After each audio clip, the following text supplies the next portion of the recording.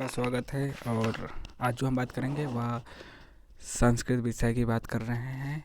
MSK 001 इसका course code है। आज ब्लॉक 1 यानी कि खंड 1 के इकाई 2 की बात करेंगे, जिसका शीर्षक है खंड काव्य। इसमें इकाई की रूपरेखा इकाई की रूपरेखा में उद्देश्य है, प्रस्तावना है, खंड काव्य का अभिप्राय है, खंड काव्य का लक्षण, खंड काव्य का इतिहास, कुछ प्रमुख खंड काव्यों का परिचय है जैसे ऋतु संहारम, मेघदूतम, नीति शतकम, श्रृंगार शतकम, वैराग्य शतकम, अमरूक शतकम और गीत गोविंद है। सारांश अंत में देखेंगे, उपयोगी प्रश्न देखेंगे, पुस्तकें भी देख सकते हैं। उद्देश्य क्या है इसका? इस इकाई के अध्ययन के पश्चात खंड काव्य के स्वरूप से परिचित होंगे, खंड काव्य के इतिहास से परिचित होंगे, खंड काव्य का लक्षण जान सकेंगे। स्वरूप, इतिहास, लक्षण, संस्कृत साहित्य के कुछ प्रमुख खंड काव्यों का परिचय भी देंगे, प्राप्त करेंगे। पिछली इकाई में आपको महाकाव्य का परिचय तथा उसका स्वरूप इत्यादि के विषय में जानकारी मिली। संस्कृत साहित्य में महाकाव्यों का क्या वैशिष्ट होता है, महाकाव्यों की शैली क्या और उसमें विविध वर्णों किस प्रकार महत्व रहता है इत्यादि विषयों का आपने ज्ञान प्राप्त किया। उसके उपरांत आपके मन में सहजता से अभाव उत्पन्न होता है कि क्या संस्कृत साहित्य में काव्य का मतलब केवल महाकाव्य है या अन्य साहित्यों की भांति संस्कृत में भी गीति काव्य तथा खंड काव्य होते हैं। संस्कृत साहित्य बहुत समृद्ध है, इसलिए न केवल महाकाव्य, इस साहित्य में खंड काव्य विद्यमान है। तो इस इकाई में खंड काव्यों के विषय में आपको समुचित ज्ञान प्राप्त करना होगा तथा संस्कृत भाषा में विरचित कुछ प्रसिद्ध खंड काव्यों के विषय से आपको पूर्ण रूप से जानकारी मिलेगी। खंड काव्य का अभिप्राय क्या है? खंड काव्य का नाम सुनते ही छात्र प्राय बेवल हो जाते हैं। वास्तव में खंड काव्य किसे कहते हैं? लेकिन खंड काव्य प्रबंध को स्थूल रूप में एक छोटा काव्य माना जा सकता है। खंड काव्य की रचना प्राय एक ही छंद में की जाती है और प्राय उस छंद का परिवर्तन नहीं किया जाता। सर्गों की संख्या के अंत में आगे की कथा का निर्देश नहीं किया जाता। खंड काव्य या खंड प्रबंध या खंड काव्य प्रबंध कविता का दूसरा सर्ग है। खंड काव्य के आशय महाकाव्य के किसी विशेष अंश का कथन मात्र नहीं, न ही इस जीवन के विविध वृत्तियों का बिखरा हुआ रूप है, बल्कि खंड काव्य महाकाव्य की तुलना में जीवन के किसी एक दृश्य का समग्र चित्रण है, जिसका कलेवर लघु है, जिसकी कथा वस्तु जीवन के एक पक्ष से संबंध होती है, वह काव्य खंड काव्य है। खंड काव्य साहित्य में प्रबंध काव्य का एक रूप है। जीवन की किसी घटना विशेष को लेकर लिखा गया काव्य खंड काव्य है। खंड काव्य शब्द से ही स्पष्ट होता है कि इसमें मानव जीवन के किसी एक ही घटना की प्रधानता रहती है, जिसमें चरित्र नायक का जीवन संपूर्ण रूप से कवि को प्रभावित नहीं करता। कवि चरित्र नायक के जीवन के किसी सर्वोत्कृष्ट घटना से प्रभावित होकर जीवन के उस खंड विशेष का अपने काव्य पूर्णतः उद्घाटन करता है। प्रबंधात्मकता महाकाव्य खंड काव्य दोनों ही रहती है, परंतु खंड काव्य के कथा सूत्र में जीवन की अनेक रूपता नहीं होती, इसलिए इसका कथानक कहानी की भांति शीघ्रतापूर्वक अंत की ओर जाता है। महाकाव्य में प्रमुख कथा के साथ अन्य प्रेरक प्रासंगिक कथाएं भी जुड़ी रहती है, इसलिए इसका कथानक उपन्यास की भांति धीरे धीरे फलागम की ओर अग्रसर होता है। खंड काव्य में केवल एक प्रमुख कथा रहती है, प्रासंगिक कथाओं इसमें स्थान नहीं मिल पाता है। स्तोत्रात्मक खंड काव्यों में पंडित राज जगन्नाथ के द्वारा रचित अमृत लहरी, सुधा लहरी, लक्ष्मी लहरी, करुणा लहरी और गंगा लहरी आदि काव्य संस्कृत जगत में अति प्रसिद्ध हैं। गीतात्मक खंड काव्यों में अनेक काव्य मिलते हैं। गीति काव्य के भेद भी विद्यमान है। साधारणतः स्रोत काव्य या भक्ति काव्य को गीति काव्य कहते हैं। श्रृंगार मूलक गीति काव्य। श्रृंगार मूलक गीति काव्यों का प्रमुख विषय जीवन का भौतिक सुख है, जिसमें स्त्रियों के हाव भाव, विलास आदि का वर्णन करते हुए उसके उदार चरित्र का चित्रण हुआ है। रति को आधार बनाकर संयोग और वियोग दोनों का चित्रण हुआ है। इसमें विविध प्रकार की नायिकाओं का चित्रण हुआ है। उपयुक्त दृष्टि से संस्कृत में मेघदूत, श्रृंगार शतक, अमरूक शतक, चौरपंग, चासिका, बिल्हड़, हाल की गाथा सप्तशती, गोवर्धनाचार्य और आर्य सप्तशती 12वीं शताब्दी, बल्लट की बल्लट शतक 9वीं दशक शताब्दी, जयदेव का गीत गोविंद 12वीं शताब्दी, पंडित जगन्नाथ का भीमनी विलास 17वीं शताब्दी। स्रोत काव्य या भक्ति काव्य। स्रोत का अर्थ है आराध्य देव की स्तुति। स्रोत साहित्य का उद्भव ऋग्वेद से ही होता है। वेदों में उषा, विष्णु, इंद्र आदि देवों की स्तुति होती है। भागवत, विष्णु और नारद पुराण में उपास्य देवों की स्तुति मानी जाती है। प्रमुख स्तुति काव्य पुष्पदत्त का शिव महिम न स्रोत कुछ 4वीं शताब्दी तथा कुछ विद्वान 9वीं शताब्दी स्वीकार करते हैं। मयूर भट्ट का सूर्य शतक स्नग्धरा छंद में अपनी ओजस्विता के लिए प्रसिद्ध है। इस छंद का प्रथम स्रोत काव्य यही है। बाण भट्ट का चंडी शतक, शंकराचार्य का आनंद लहरी, ब्रह्म स्रोत आदि। इसके अतिरिक्त वैष्णव स्रोतों में वेदांत, देशिक, पादुका, सहस्र, वरदराजस्थ आदि। शैव शाक्त स्रोत में कश्मीरी कवियों के विशेष योगदान है। कश्मीरी कवि रत्नाकर में 50 पद्यों में शिव पार्वती का वर्णन करने वाली वक्रोक्ति पंचाशिका लिखी। आनंदवर्धन ने देवी शतक की रचना की। अभिनव गुप्त के गुरु उत्पल देव ने शिवस्तोत्रावली लिखी। शंकराचार्य ही रचना कनकधारा स्तव है, जिसमें उन्होंने लक्ष्मी की स्तुति 22 पद्यों में की है। जैन बौद्ध स्रोत के रूप में बौद्ध मातृचेट ने चूता शतक और अर्ध शतक नामक 2 स्तुति काव्य लिखे हैं। जैन कवि सिद्धसेन दिवाकर ने 500 ईस्वी जैन तीर्थंकरों की स्तुति में कल्याण मंदिर स्तोत्र लिखा। इसी प्रकार हर्ष ने 700 ईस्वी बौद्ध धर्म से संबंध सुप्रभा स्तोत्र व अष्टमहाश्री चौत्य स्रोत लिखे हैं। जैन कवि सोमेश्वर 900 ईस्वी का नीति वाक्य अमृत राजट अभ्रंश के महाकवि पुष्पदन 10वीं शताब्दी ने 2 खंड काव्य लिखे। राय कुमार चरऊ नाग कुमार चरित और जेस हरि चरऊ यशोधन चरित। जैन कवि नलिसेन 11वीं शताब्दी का 5 सर्गात्मक नाग कुमार काव्य लिखा गया। 17वीं शताब्दी में रामभद्र कवि ने पतंजलि चरित, श्रीकंठ दीक्षित ने गंगावतरण आदि सर्गों में लिखा। हरिदत्त सूरि ने 18वीं शताब्दी में द्विसंधान पद्धति पर राघव नैषधीय नामक 2 सर्गों का एक काव्य लिखा। इसी प्रकार विभिन्न पत्रिकाओं में स्फुट कविताओं के दर्शन आज भी होते रहते हैं। गीति काव्य में गेयात्मकता के साथ साथ रागात्मकता, ध्वन्यात्मकता और आत्मानुभूति भी अनिवार्य रूप से होनी चाहिए। गीति काव्य में प्रायः मुक्ता के पद्य होते हैं, पूर्णतः स्वतंत्र होते हैं।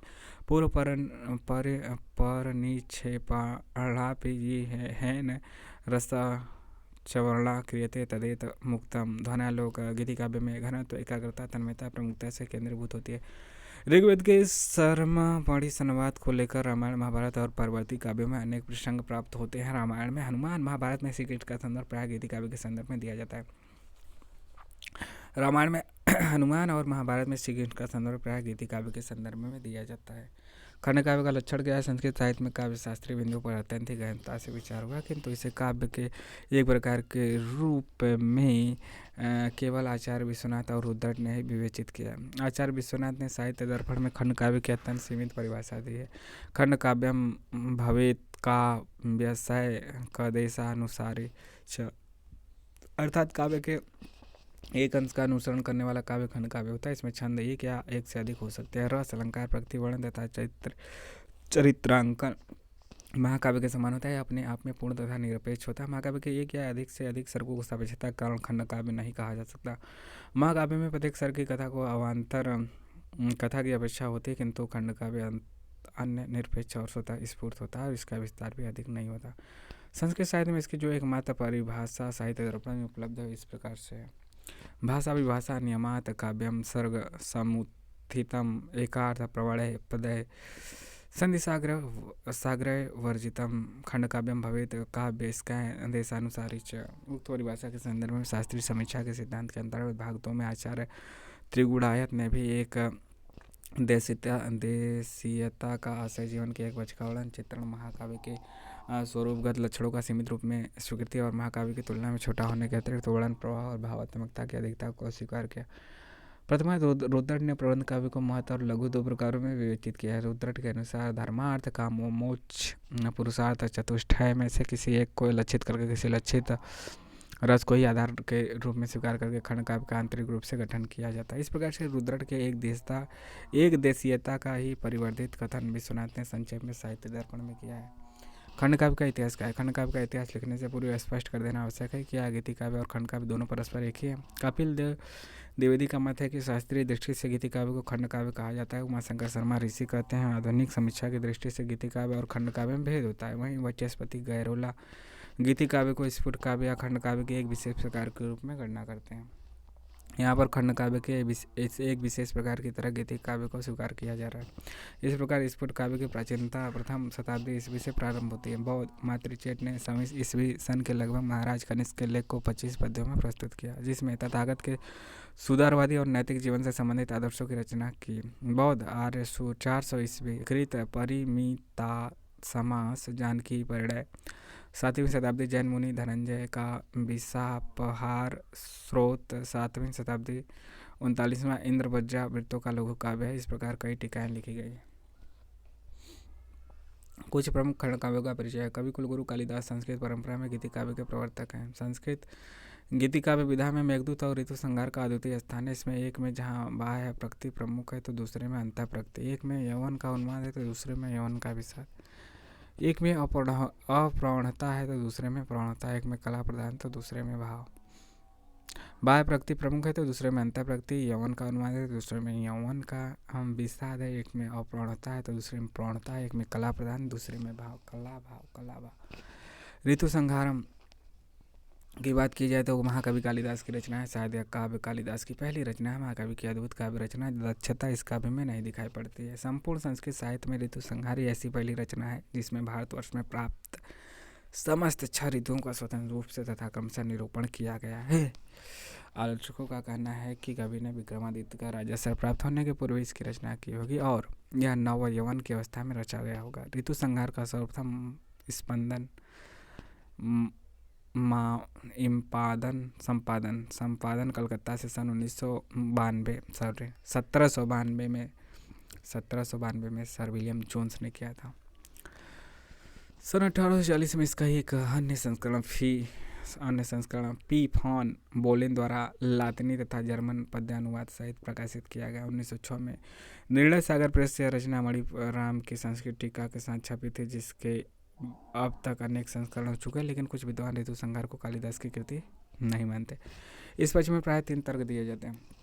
ऋतु संहार में कालिदास की कमनी शैली है, इसके उदाहरण का लेकिन कुछ विद्वान ऋतु संहार को कालिदास की कृति नहीं मानते हैं।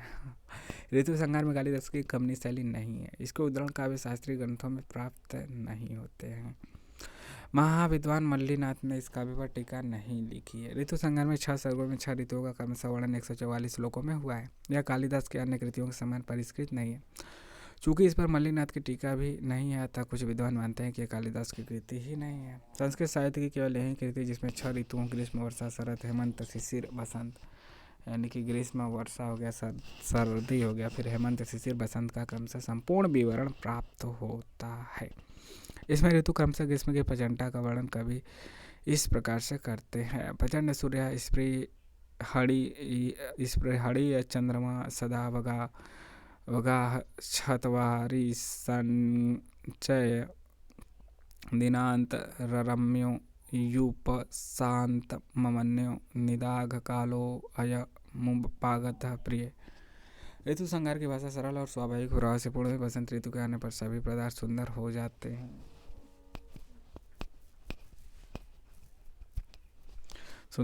इस प्रकार से ऋतु संहार में मानव और प्रकृति दोनों का चित्रण उनके उद्दीपक के रूप में हुआ है।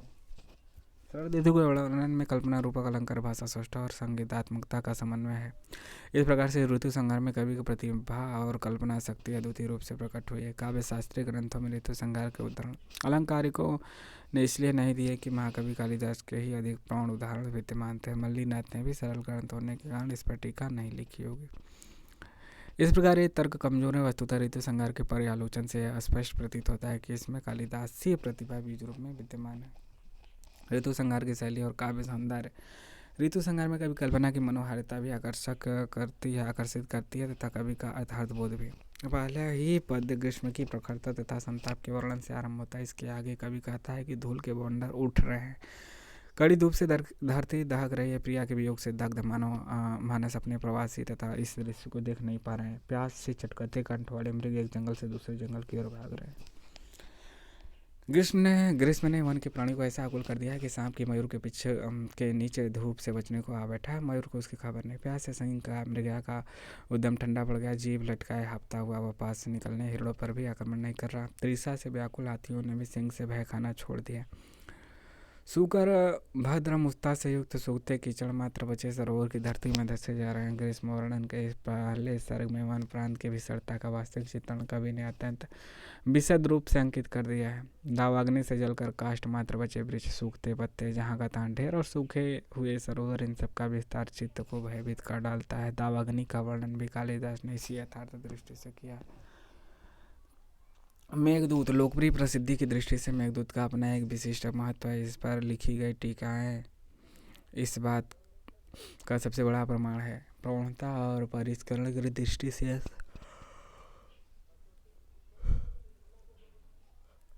सर्वोत्तम है। इसमें कल्पना, प्रौढ़ता, कोमलकांत, पदावली का अद्भुत समन्वय है। विद्वान मेघदूत को गीतिकाव्य का उज्ज्वल माणिक्य कहते हैं। मेघदूत में कुल 115 पद्य हैं। यह पूर्व मेघ और उत्तर मेघ में विभाजित है।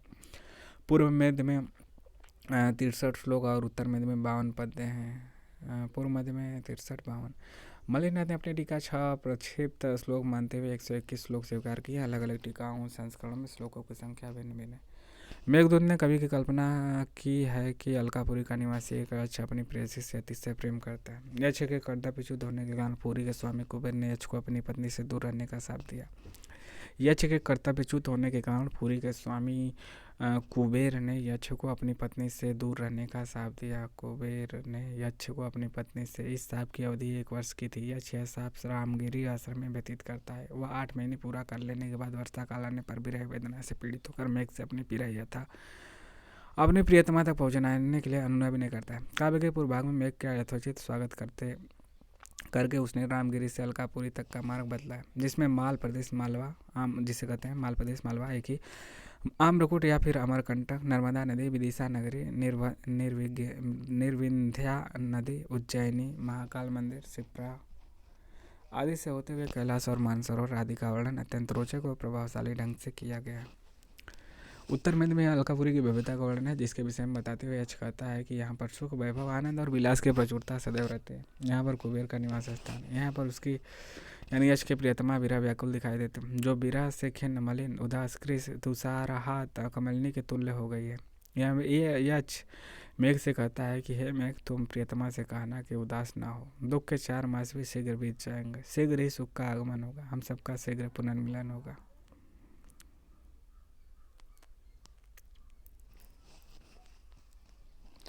मेघदूत की शैली और काव्य सौंदर्य। मेघदूत में भाव की गरिमा, विचारों की महिमा, कल्पना की कमनीयता, हृदय की विशदता, भाषा की प्रांजलता, अनुभूतियों की संवेदनशीलता, भाषा की मधुरिमा, विप्रलभ श्रृंगार की सात्विकता एवं सघनता, अलंकारों की इंद्रधनुषी छटा और मद्रकांता की मंथर गति, नव परिधान का सा लावड़ है। मेघदूत की शैली बेधर्मी, इसमें सरल पदावली और प्रासादिकता का समन्वय है।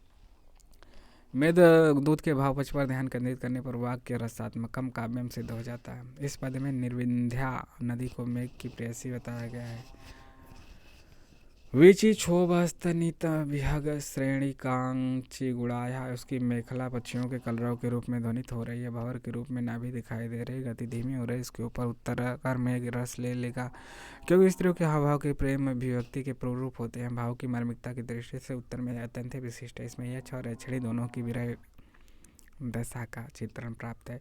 यक्ष प्रिया की अवस्था अवश्य मेघ को रुदन करने पर विवश कर देने वाली है। मेघदूत में प्रकृति का चित्रण बाह्य प्रकृति के रूप में न होकर मानवीय अनुभूतियों से संपन्न हुआ है, जो अपने हाव भाव से सभी रसिकों को आकृष्ट करने की क्षमता रखता है। इसमें मेघ के ऐसे दूत के रूप में प्रस्तुत हुआ जो कर्मनिष्ठ, विश्वसनीय, स्नेहपूर्ण, अनुज, रसिक की तरह। इसमें प्रकृति कई बार सुख दुख के भाव से परिपूर्ण होकर हमारे सामने प्रस्तुत हुए। इसलिए जब मेघ का मिलन पर्वत से बहुत दिन बाद होता है तो उष्ण अश्रु जल छोड़कर अपने प्रेम की अभिव्यक्ति करता है। इसमें मेघ और पर्वत के सौहार्द मनोरम बन पड़ा है। काले काले भवती भवतो यश संयोग मैत्य स्नेह व्यक्ति विरहजम मुंचतो बाष्प मुस्पड़म।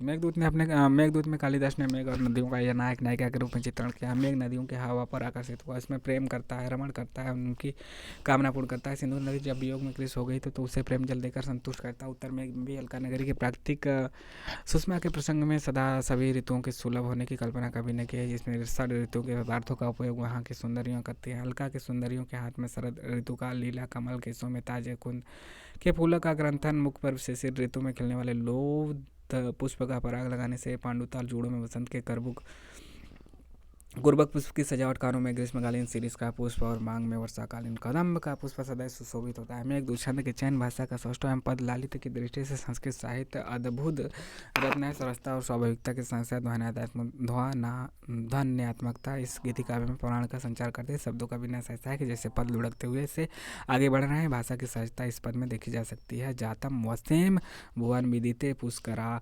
वर्तकानाम जानामि त्वाम प्रकृति पुरुषम काम रूपम मघोना। इसमें उपमा अर्थांतरन्यास उत्प्रेक्षा आदि अलंकारों का समुचित प्रयोग हुआ है। किसका? उपमा अर्थांतरन्यास उत्प्रेक्षा, उपमा की प्रचुरता इसमें विद्यमान है। तो आपको यह वीडियो कैसा लगा जरूर कमेंट करके बताइएगा। हम इसी के आगे पार्ट 2 देखेंगे, खंड 2 का पार्ट 2 खंड काव्य का, और उसमें नीति शतक से शुरू करेंगे। कैसा लगा जरूर बताइएगा। अच्छा लगा हो तो लाइक शेयर और सब्सक्राइब जरूर करिए ना भूलें। जय हिंद, जय भारत। आपका दिन शुभ हो।